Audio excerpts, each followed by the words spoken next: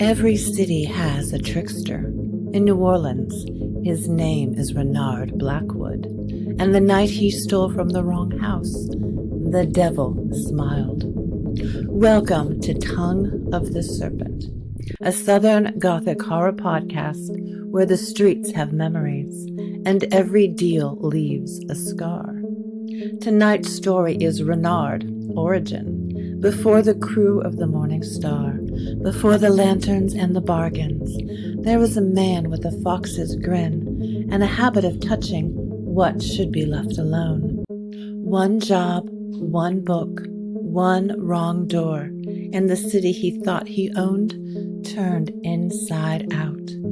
Because in New Orleans, the devil doesn't always come for your soul.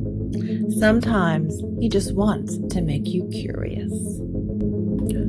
Renard Becoming. Prologue. The Man Who Walks Between. New Orleans, many years ago.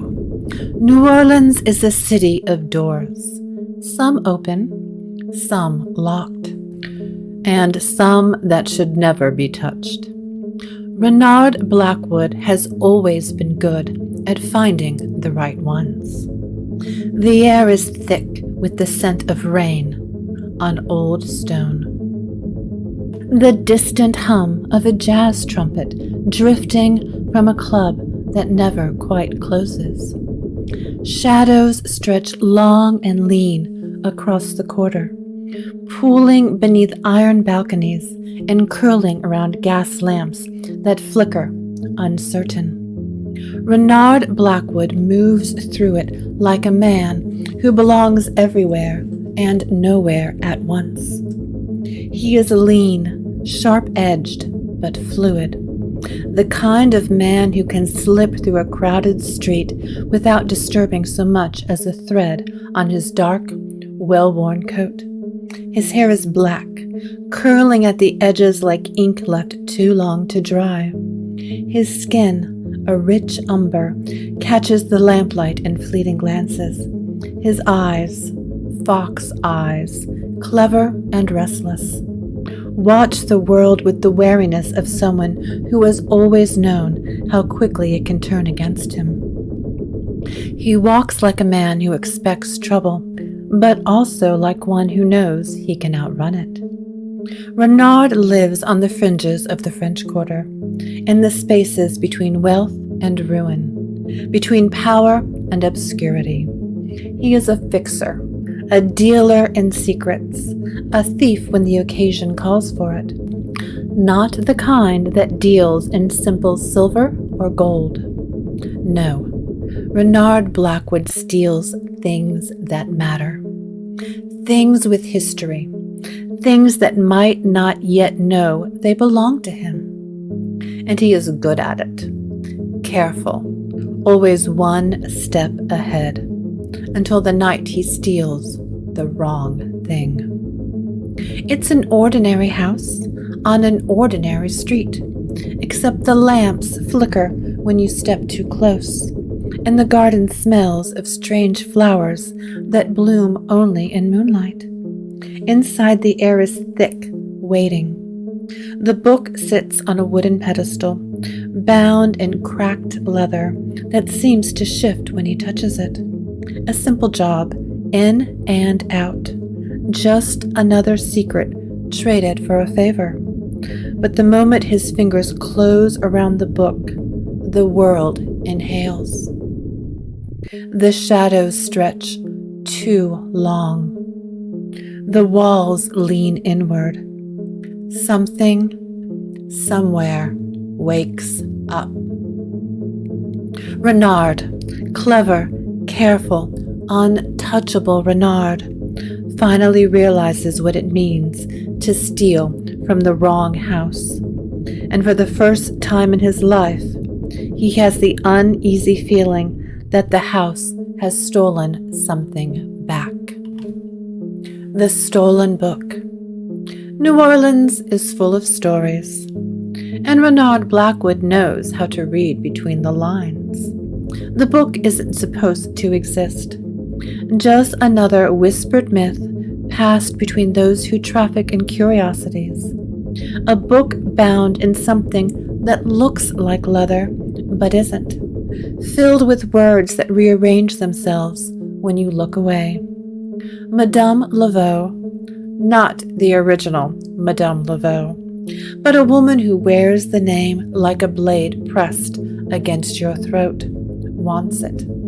And when Madame Laveau wants something, you don't ask why.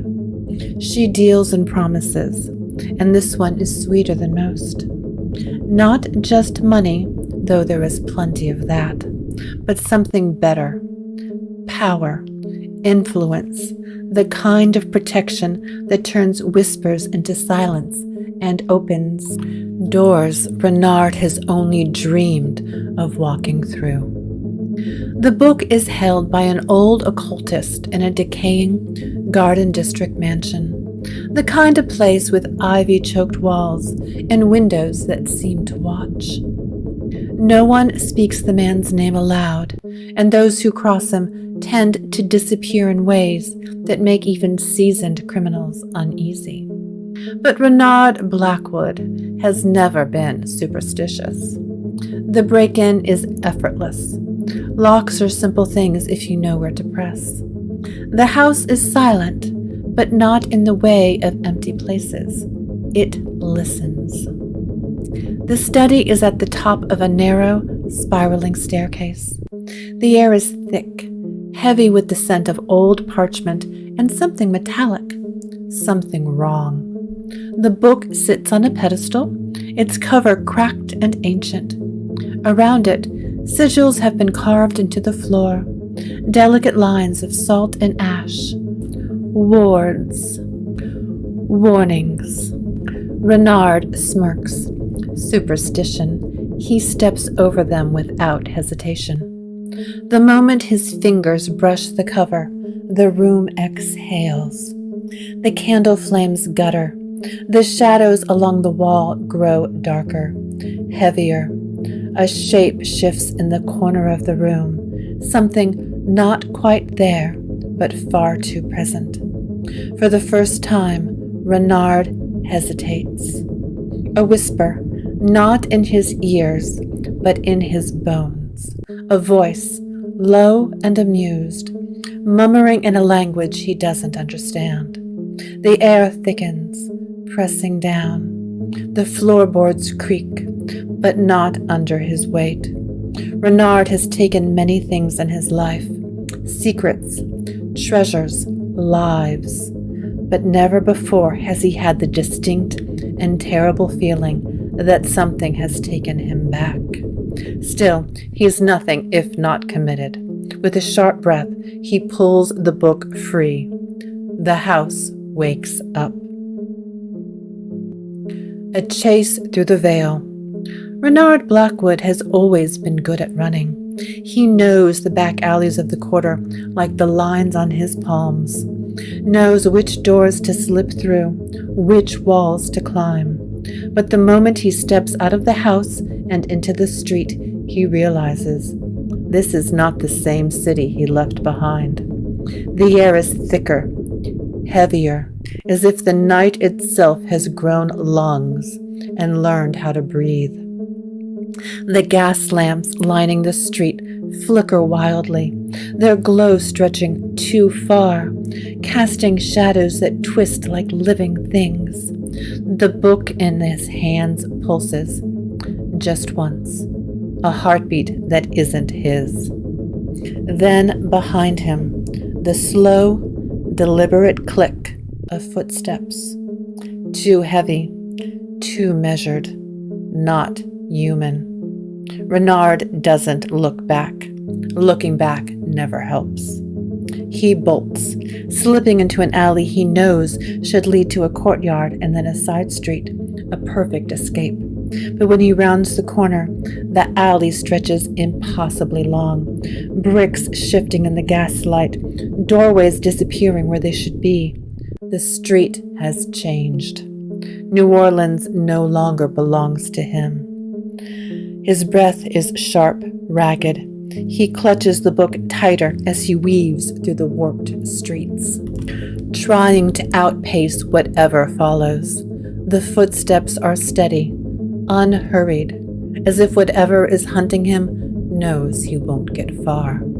A shadow moves at the edge of his vision, long and tall, its limbs bending at the wrong angles. A whisper skims the back of his neck, something low and ancient, not spoken in words, but in meaning. His stomach twists with something dangerously close to fear. He needs to get to Madame Laveau. He needs to get rid of this book. But the city has other ideas. The man in the black suit. Renard Blackwood has always known when he's out of options. It's a necessary skill, living on the edges of things. But this time, there is no clever escape, no back door to slip through. The city has folded itself in ways that defy sense, and now, pressed against a cold brick wall in a street that shouldn't exist, he is no longer running, and he is no longer alone. The man stands a few feet away, watching him with the kind of patience that suggests he has all the time in the world. His suit is black, so black it swallows the flickering lamplight. His shoes gleam, untouched by the dust of the quarter. He is smiling, but the smile doesn't quite reach his eyes. Renard catches his breath, schooling his face into something like nonchalance. I don't suppose you're lost, too? The man chuckles, low and warm, like an old song half remembered. No, Renard. I've been right where I need to be.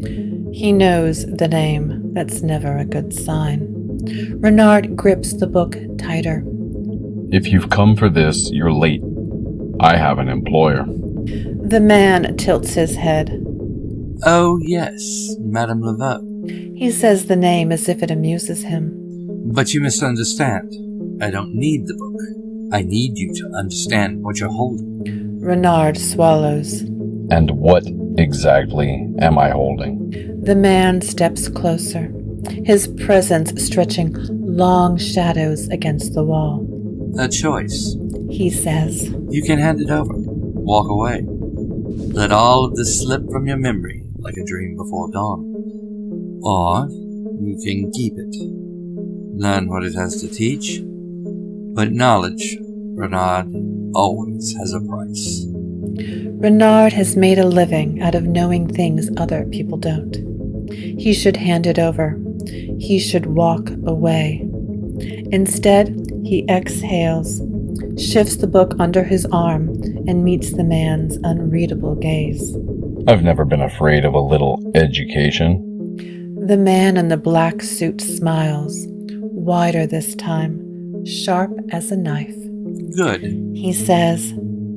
Then let us begin. The bargain sealed. The man in the black suit does not take the book. He does not fight for it, does not demand it back with fire and brimstone. Instead, he simply watches, hands folded neatly behind his back, as Renard grips the leather-bound tome like a gambler clutching his last desperate hand. Very well, Lucifer says, voice as smooth as dark silk. It's yours. There should be more to it, Renard thinks. A flash of lightning, a roll of thunder, a searing pain in his palm to mark the moment. He crossed a threshold he can never return from. Instead, there was only silence, dark and waiting, like a pause before a song begins. But something changes. The air thickens, like he's wading through unseen threads of fate being rewoven around him. The book is heavier now, not in weight, but in presence, pressing into his skin, into his bones. A cold sensation licks up his spine, not quite pain, not quite pleasure. He has been marked, though there is no visible sign of it. Lucifer steps back, satisfied. You won't need me to explain the terms, he says, almost kindly. You'll understand soon enough.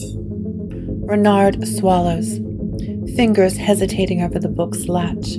He shouldn't open it. Not here. Not now. But curiosity is a terrible thing, and he has never been good at resisting temptation. The clasp releases with a soft click. The pages rustle like dry whispers, unfolding secrets that should have remained lost. And then his breath catches. His name is there, not written by his own hand, not an ink he recognizes, but scrawled in elegant, ancient script. Renard Blackwood, appearing in passages that should not exist, tied to events that have not yet come to pass. The words blur, shift, breathe, shaping futures he has not yet lived. He stumbles back, but the city no longer feels like the same city. The walls seem taller, the shadows deeper, the gas lights flicker with a knowing glow. He looks at his hands, half expecting them to be different. They are the same, and yet he is not. Lucifer gives him one final, lingering look. Welcome to the story, he murmurs, turning away, his presence unraveling into the night. Renard stands alone, book in hand, the weight of it pressing into his soul. And though he cannot see the mark, he feels it, thrumming beneath his skin. Renard's first vision. The quarter breathes around him, but it is no longer the same, or rather, he is no longer the same. Renard stumbles out of the alley, back onto cobblestone streets, gaslight pooling gold in the damp night air. The city hums, alive in a way he has never noticed before.